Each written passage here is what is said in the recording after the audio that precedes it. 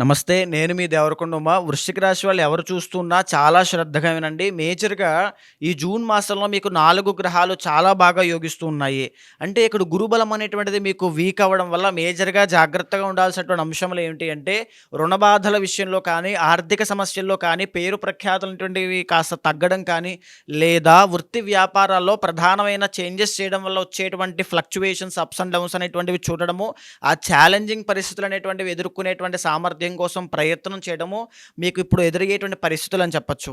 మేజర్‌గా నేను ఇచ్చేటువంటి సలహా వృశ్చిక రాశి వాళ్ళకి ప్రధానమైన చేంజెస్ ఏమీ కూడా ఈ మాసంలో చేయొద్దు.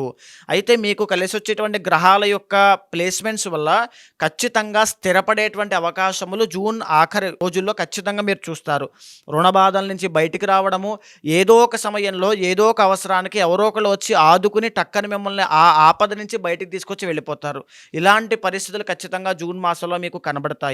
6వ స్థానంలో శుక్రగ్రహ సంచారం అనేటువంటిది యోగించడం మూలాన ప్రేమ వ్యవహారాల్లో విజయాన్ని పొందడము, సుఖ జీవితాన్ని ఆస్వాదించడము, అనుకున్న పని అనుకున్న సమయంలో అయితే వచ్చేటువంటి ఎనర్జీని, ఆ ఉత్సాహాన్ని మీరు చూడడము, పాత బంధుమిత్రులను కలవడము, వివాహాది శుభ కార్యక్రమాలకు వెళ్ళడము, విహారయాత్రలకు వెళ్ళడం అన్నీ కూడా జరిగేటువంటి అవకాశములు వృశ్చిక రాశి వాళ్ళకి జూన్ మాసంలో కనబడుతున్నాయి.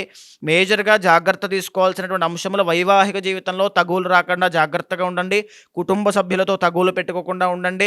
ఆరోగ్యాన్ని చక్కగా చూసుకోండి, సరిపోతుంది. ప్రధానమైన చేంజెస్ ఏది కూడా జూన్ మాసంలో చెయ్యొద్దు. హోప్ కూడా పెట్టుకోవద్దు. మరిన్ని శుభ ఫలితాలు కావాలి అనుకుంటే కనుక మరకత శివలింగానికి ప్రతిరోజు అభిషేకం చేయడం ద్వారా, లేదా శివాలయానికి వెళ్ళి శివుడికి దర్శనం చేసుకోవడం, ప్రదక్షిణాలు చేయడం, పంచామృతాలతో అభిషేకం చేయడం, శివుడి యొక్క శ్లోకాలు చేయడం, భగవన్ నామస్మరణ చేయడం, మెడిటేషన్ చేయడం, ఇవన్నీ కూడా జూన్ మాసంలో మిమ్మల్ని కాపాడేటువంటి రెమెడీస్. ఖచ్చితంగా ఇవి ఫాలో అవ్వండి. సూర్యోదయం కన్నా ముందే నిద్ర లేవండి. దీని మూలాన ఆరోగ్య విషయాల్లో చాలా చక్కగా ఆరోగ్య పరిస్థితులన్నీ కూడా చాలా బాగుంటాయి.